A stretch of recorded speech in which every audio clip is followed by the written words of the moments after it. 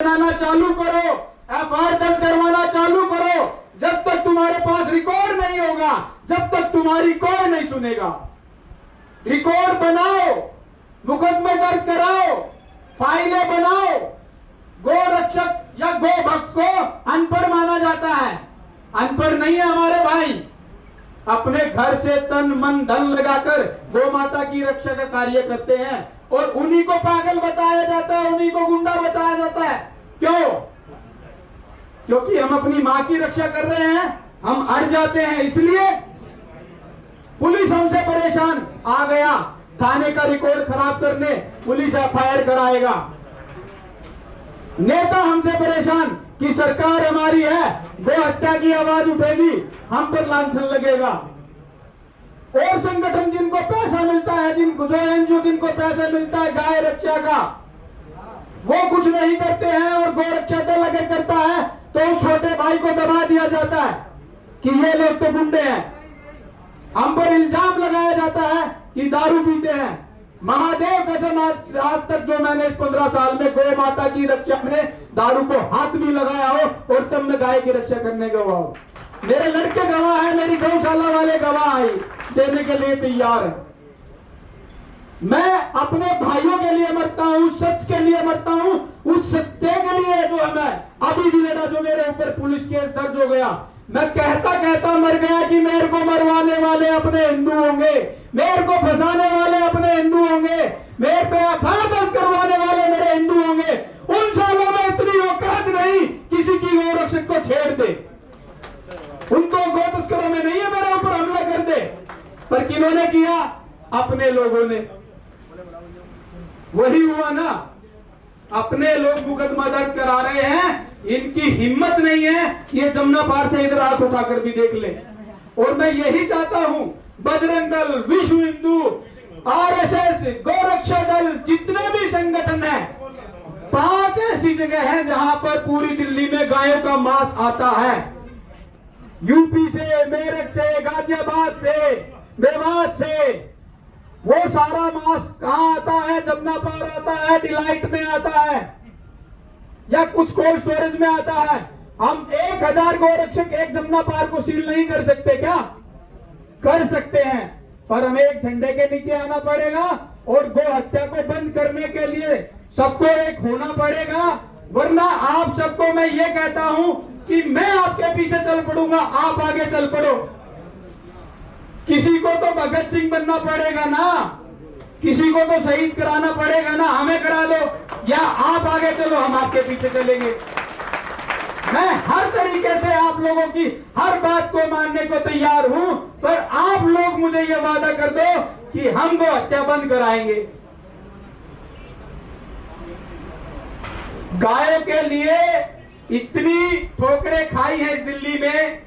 पहले सरकार कांग्रेस थी, फिर आम आदमी पार्टी आई, आज बीजेपी आई, और आज भी हम वहीं की वहीं, हमारी कोई नहीं सुन रहा, क्योंकि हम सब एक नहीं हैं। अगर यही सभी लोग सीएम के घर जाएंगे तो वो सोचने पर मजबूर हो जाएंगे कि हमें गौ हत्या बंद करनी चाहिए। जरा आक्रोश बढ़ने लग रहा है। सरकार गौ हत्या बंद करना चाहेगी, पर उससे पहले उनको यह भी तो देखना पड़ेगा कि कितने लोग गौ माता के लिए उठकर आए हैं। दिल्ली में गायों की गोचर भूमि खत्म, दिल्ली में गायों की गोचर भूमि है ही नहीं, दिल्ली में सरकारी हॉस्पिटल है ही नहीं, दिल्ली में सरकारी नंदीशाला है ही नहीं, दिल्ली में सरकारी गौशाला 4, वो भी फंड, वो सरकारी नहीं है, एनजीओ की है, जिनको फंड मिल रहा है सरकार की तरफ से। दिल्ली में एक भी सरकारी गौशाला नहीं है, एक भी। दिल्ली में एक भी सरकारी एम्बुलेंस गौ माताओं के लिए नहीं है, एक भी। दिल्ली में गौ मंत्रालय नहीं, दिल्ली में गौ सेवा आयोग नहीं, दिल्ली में गौ टास्क फोर्स नहीं। ऐसी कम से कम मेरे पास 50 लाइनें हैं, अगर मैं किसी के सामने बैठ जाऊं तो उसको उठने ना दूं। हर दुकान में गाय का मांस बिकने लग रहा है। किसकी कमी है? हम लोगों की कमी है। हम लोग कानून नहीं बनवा पाए, और कानून जब बनेगा जब आप सब एक होकर सामने आएंगे। मैं ज्यादा नहीं बोलना चाहूंगा, गाय के लिए मैं दिन रात बोलना चाहता हूं। आप सब जो है मेरे को हाथ उठाकर आश्वासन से, दिल्ली के लोग गोरक्षा के लिए हमारे साथ दिल्ली में आएंगे। अब हरियाणा के लोग हाथ उठाए, ये गोरक्षा का कार्य जो हम कर रहे हैं आप हमारा साथ देंगे। हरियाणा के भाई मैंने अभी देखे तो आपको भी जय गौ माता की, आप सबको जय गौ माता की।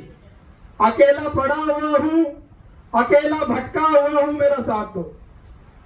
मैं ये तुम्हें आश्वासन देता हूं, गाय के पैसा ना तो खाऊंगा ना खाने दूंगा, और गो हत्या पर पूरी आवाज उठाता रहूंगा। रही एफआईआर की बात, कोई बात नहीं, एफआईआर तो ही है।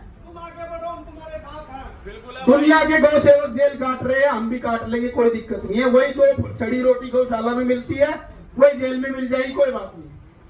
15 साल से जब माँ बाप का घर छोड़ रखा है, माँ बीमार पड़ी रहती है, उसको दवाई दिलाने तक की फुर्सत नहीं होती, और धर्म के लिए क्या करे बताओ। दिल्ली का सबसे बड़ा उपचार केंद्र बना रखा है, आज तक एक आदमी बता दे कि रोड से गाय रेस्क्यू करवाने पर 1 रुपया भी लिया हो। सिर्फ गाय नहीं, हम सभी जीव जंतु जानवरों की रक्षा करना चाहते हैं, उनके लिए आवाज उठाना चाहते हैं, गोचर भूमि मंगवाना चाहते हैं, वो सारी व्यवस्था गायों के लिए करवाना चाहते हैं। दिल्ली में एक गाय को सरकारी अनुदान कितना मिलता है किसी को पता है? पता है किसी को? 4 गौशाला हैं जिनको सरकारी अनुदान मिलता है 20 रुपए। 20 रुपए एक गाय को पेट भरने का पैसा मिलता है, 20 रुपए। 20 रुपए में तुम अपना पेट भर के दिखाओ।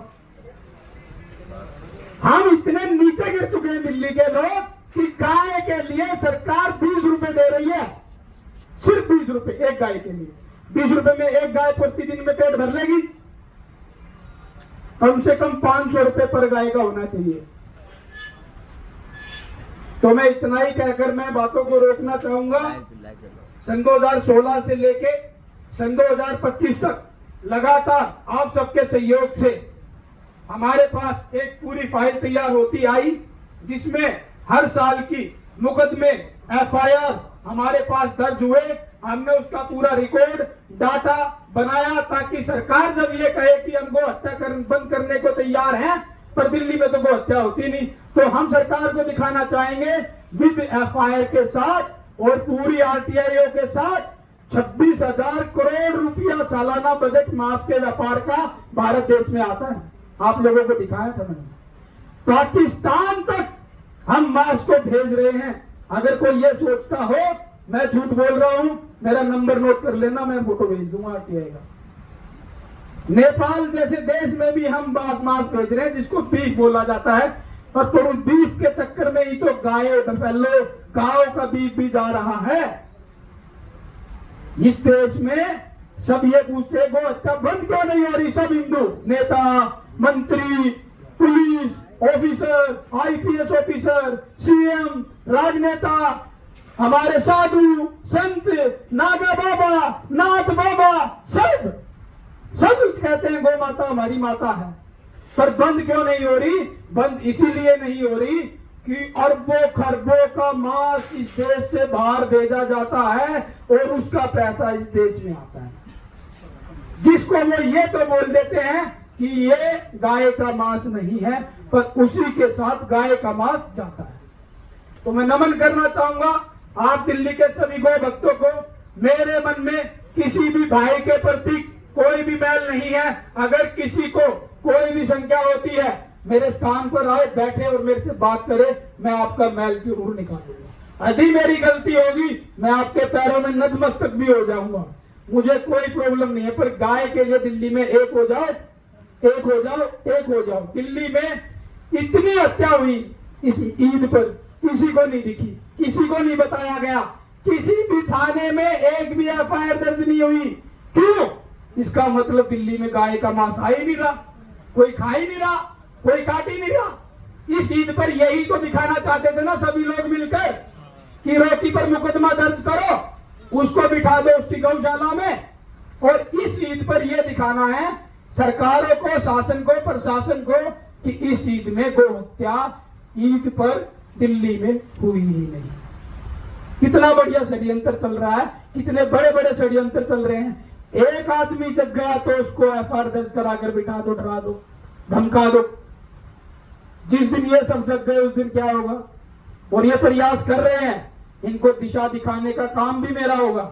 जिस दिन महादेव ने थोड़ी सी कृपा बरसाई, हर गो भक्त के पास मैं चाहता हूं एक गाड़ी जरूर हो, गो तस्करी रोकने के लिए एक एम्बुलेंस हो, एक उपचार केंद्र हो, सरकारी नौकरियां निकले गो टास्क फोर्स में, उन गोरक्षकों को रखा जाए हर नाके पे, नुक्कड़ पे, चौराहे पर, तब जाकर गौ माता का भला होगा। ऐसी मेरे पास बहुत लाइनें हैं, मैं आप सबका समय खराब कर जाऊंगा, मैं नहीं चाहता। मेरे पास बहुत विषय है, बचपन से ठोकर खाते खाते सबके हाथ जोड़ते जोड़ते मैं आज यहाँ तक पहुंचा हूँ, पर गौ माता के लिए कंप्रोमाइज नहीं करेंगे। गौ माता के लिए कंप्रोमाइज नहीं करेंगे। गौ माता के लिए कंप्रोमाइज नहीं करेंगे। बोलो हर हर महादेव। धन्यवाद आप सभी का। धन्यवाद डॉक्टर भाई। हमें आज आवश्यकता है कि सारी बातें जानते